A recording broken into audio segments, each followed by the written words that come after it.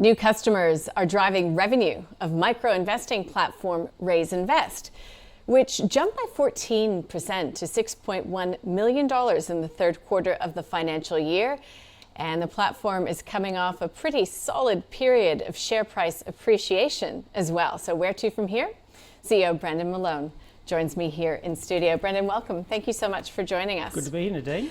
So when we are looking at the results for the quarter, is this like an inflection point, do you think, for Raiz? Look, I think that's exactly it. We're very proud of these quarter results, and what it does show is that we're moving forward and we're moving through.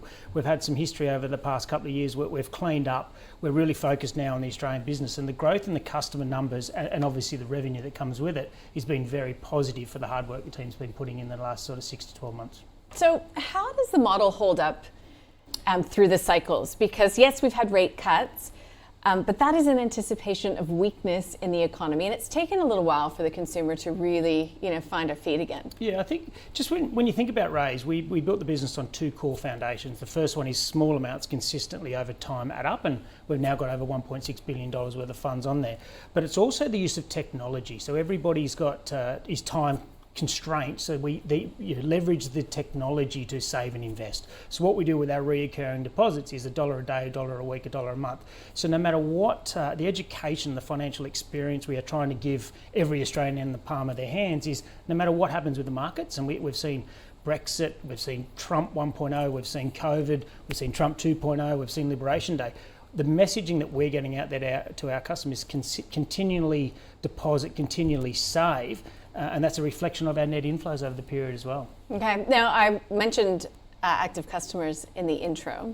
So talk to us about some of those core revenue drivers. How are you getting these new active customers? Yeah, so it's pleasantly surprising to see all the hard work is that we're getting that growth back. We had some real great initial growth over the 9 years that we've been here. Then it sort of plateaued off. But what we're working on now is getting the right message to the right customer.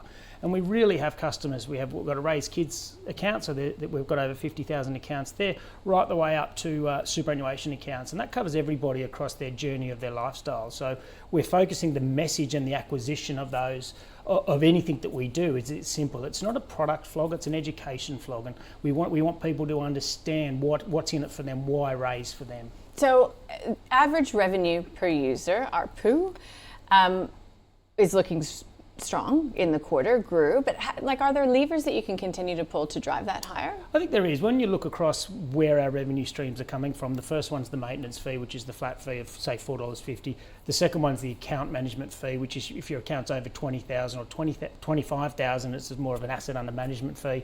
Then we have our advertising revenue, and then we have our netting and transactional revenue off the back of that. I think there is still a big push for us to increase the maintenance fee, so it's moving people from the $4.50 accounts to the $5.50 accounts. And while that might not seem a lot, $1 a month times 12 over 12 months, that does add a lot. But with the processes and the marketing that we're doing now, we're really trying to cross-promote the products. So what I would really like to do is have someone in Raiz Invest, someone using Raiz Super, someone using Raiz Rewards, so that we're actually getting a bit of revenue from everything. And that's the resilience of the revenue model with Raiz. Yeah, before we move on to the tech, so with the funds flow, that is increased in the quarter, and what is the trajectory? I mean, is it going to continue to flow? Well, it's pleasantly surprising to see that we are having net inflows. I think we've had net outflows 3 months in 9 years. Okay. So we're definitely seeing a continued increase, and that's a part of watching and educating our customers that if the market does dip, don't panic, just keep continuing to save and invest. So that's the question. How do you ensure that the tech, the user experience, keeps pace and continues to impress not only new customers but old customers as well, if I can call them old customers? Yes, yeah. Well, look, with the maturer book that we have than a lot of our customers out there, having those customers and keeping them engaged, keeping them involved in and exploring separate parts of the app. So we're working very hard now on the UX UI in the app, because we know that we are a little bit outdated compared to our competitors, and it's very easy to watch the competitors who have copied us and made it better. Now we've got the time and we've got the skills in-house to sit there and say, well, what's working, what's not working? Can we get a clearer message across and keep that UX, UI fresh and consistent, which is what our customers are wanting. And that then, is that your primary way to address any churn? It's a combination of UX, UI, yes, for sure. There's absolutely there, but it's also, we're a very customer-centric model, so it's all about building the right product, listening to our customers, and then delivering on it. You know, there's numerous examples of our Emerald portfolio back in, when was it, 2016 when we launched that. Our customers asked for a social responsibility themed portfolio. We built it and they came. And then there was the hype around crypto, so we spent a lot of time and energy in getting the right sort of sapphire model where you can have a 5% allocation to Bitcoin in the app, so it's got the guardrails on. So it's more about listening to, it's a combination of UX, UI, absolutely, but it's also listening to what the customers want in their next product life cycle or financial services journey that they go on through their life. And then that will keep people actively engaged with the products as well. Yeah. So when you think about innovation, iterations, I think JARS was one of the most recent. Yes. And I think it was pretty well received. I think you might have even won an award for it, but I'll let you talk that up. But I'm just thinking, as the advisor pool shrinks, as Super grows, as we have the great wealth transfer happening, like, where do you look in terms of innovation? It's listening to our customers. I mean, yes, we look abroad, we look at our competitors and seeing what they're doing, but there is a natural progression of customer, and we've got such a great loyal customer base that do not hesitate in telling us what they would like to see. You know, JARS was one of them, because customers were setting a savings goal of might be $1,000 to go to Bali. They reach the goal, they take their money out and away they go. But with JARS, you can have sub-accounts in different portfolios, and you might have a Bali jar, you might have a school fees jar, or a holiday or rent or whatever it would be. So they could put $10 into each jar. I mean, I was talking the other day about haircuts. People are setting up jars for haircuts. So they're putting $5 a week into haircut jars or a pet food jar. So it's splitting their money out into these sub jars. And that's had some great take up since January when we launched it, because that's what they wanted. So if we can continue, and, you know, Plus was one of the best examples of our listening to our customers, where Plus we have predefined portfolios. So we have 7 portfolios, all predefined, combination of various ETFs and Bitcoin and our own property fund. But customers were saying, well, no, I want to buy the CBAs, the Macquaries, the ASX 100. So we built the Plus model where they can they can fractionalise an ASX listed stock. So you might have 50% of the Emerald portfolio, but you can have 20% into CBA, 20% into Westpac, and 10% into Macquarie if you wanted. So you can split it up. That's probably one of the best, listening to our customers, and it's retained everybody, and they're staying with us longer. Do you speak with financial planners and advisors to see how you can integrate the Raiz platform within their businesses, or how you can work together? Absolutely. We're working on some white label programs, and I was talking about that in our AGM last year, where we know that their customers will be better served not only from a UX and a UI, but a lower cost base for the advisor to be using something like our technology stack, or something like our Plus product, where the advisor could put in their APL, approved product list, and a customer can then save and invest and invest in the portfolio or the choices that they choose. So it's an ongoing conversation with many of the financial planners. Okay, interesting. Now, you did mention fees, and you talked about moving some of your existing customers onto a higher tier.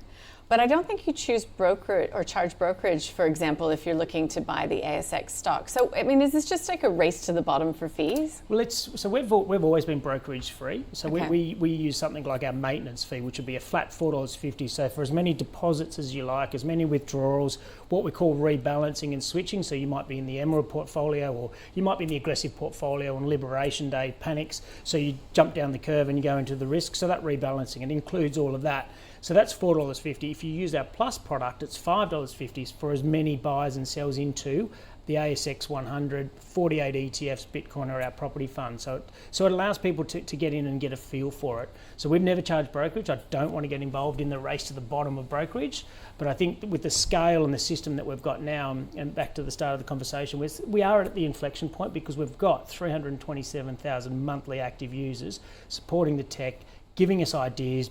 We're updating our tech constantly by listening to those guys and listening to what they want to see in some sort of trading platform.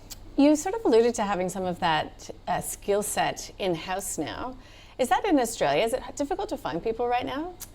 No, I think there's a fair few out there. I mean, spent a lot of time in the last 12 months on the marketing platforms, the product innovation, UX, UI, and actually the product side of the skill sets. That's what we were lacking a little bit in the Australian business over the last couple of years, but we've decided to get them in to move the products because we have it's not even a roadmap of product development, it's an actual car park because we've got so many things that our customers are asked for. We sort of really beefed up that product and development side. Great. Now, what would be the sort of next share price catalyst, do you think, Brendan? I do mention that shares have been doing quite well over the past year or so. So I guess it's what's happening now, what will Raiz look like in the coming year? Yeah, I think we'll continue to deliver, and revenue growth is our biggest thing. I mean, our biggest lever or KPI, if we want to call it that, is our customer numbers. With the customer numbers, everything else will come, and it's up to us as a team to retain them, keep them in, cross-sell, get them into the different products, the Raiz product, the Raiz Invest, the Raiz Super, and we can all understand what the LTV of a superannuation customer is because you'll have them for a lot longer. It's that's what we're working on, and we announced our relationship with State Street Global Advisors in August last year, where we're leveraging their knowledge hub to give this content, product development, and a more sophisticated product down the line. That's what's really going to change the dial, because I think what a lot of shareholders out there haven't realised, or a lot of investors out there, is how good we are at retaining our customers. We've had such a good retention of our customer base that we continue to get revenue out of them, and we keep nurturing them. And we've got a massive pipeline of next generation of paying customers through our Raiz Kids. It's getting them through the platform and keeping them on it.